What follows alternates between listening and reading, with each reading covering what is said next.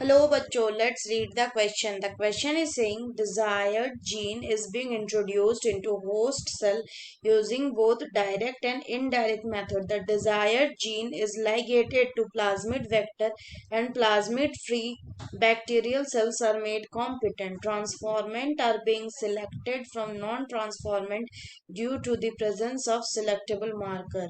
Question है which enzyme forms sugar phosphate bond to join two DNA? ए है restriction endonuclease, B है exonuclease, सी है ligase and D है alkaline phosphatase.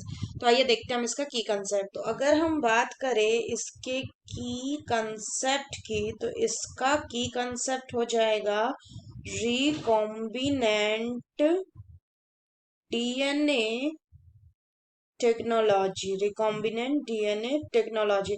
तो अगर हम बात करें कि what is recombinant DNA technology, तो ये एक टेक्नोलॉजी जिससे कि हम रिकॉम्बिनेंट डीएनए बनाते हैं।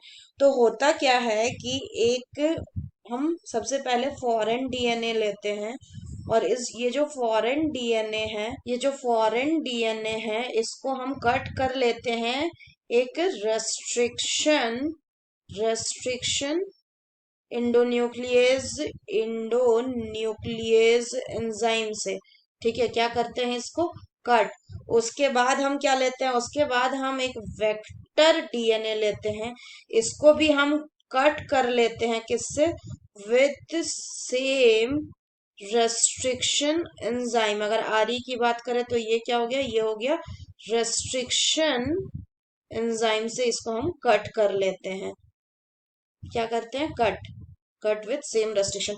इसके बाद जब हम दोनों को सेम रेस्ट्रिक्शन एंजाइम से कट कर लेंगे तो दोनों में सेम टाइप का एंड आएगा, sticky and.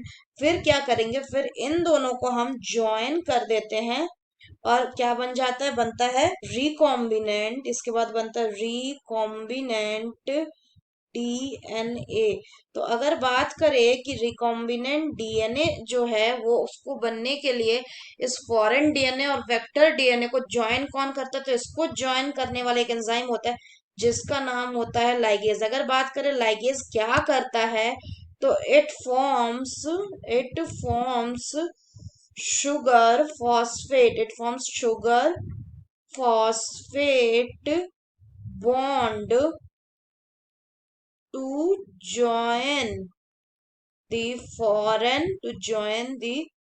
foreign and vector DNA together। यानी फॉरेन एंड वेक्टर डीएनए को एक साथ जोड़ने के लिए ये सुगर फॉस्फेट बॉन्ड बना देता है।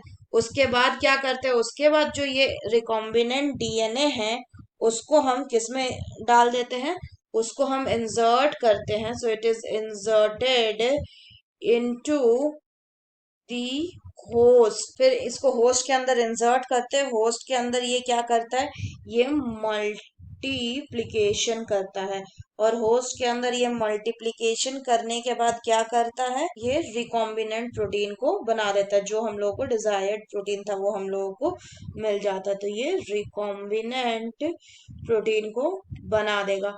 सो the correct option will be option C, that is ligase. Ligase ही वो एंजाइम है जो शुगर फॉस्फेट बॉन्ड को बनाता है। अगर बात करें रेस्ट्रिक्शन एंडोन्यूक्लियस की, तो रेस्ट्रिक्शन एंडोन्यूक्लियस जो है वो क्या करता है, वो डीएनए को स्पेसिफिक एंड से कट करता है। तो इसका भी इस्तेमाल करेंगे हम रिकॉम्बिनेंट डीएनए टेक्नोलॉजी में होस्ट और फॉरेन डीएनए एंड वेक्टर को कट करने के लिए। अगर बात करें एक्सोन्यूक्लियस की, तो एक्सोन्यूक्लियस क्या करता है, वो डीएनए को पेरिफेरल रीजन पे कट करता है, इसलिए इसको हम यूज नहीं करते रिकॉम्बिनेंट डीएनए टेक्नोलॉजी। अगर बात करें अल्कलाइन फॉस्फेटेज की, तो जो अल्कलाइन फॉस्फेटेज है ये क्या कराता है, ये डीएनए एंड आरएनए का डीफॉस्फोराइलेशन कराएगा। तो ये फॉस्फेट को रिमूव कर सकता है न्यूक्लियोटाइड एंड प्रोटीन से, तो इसीलिए इसको भी हम यूज नहीं करते। So that's all for the question बच्चों। Hope you understood it well. Best of luck.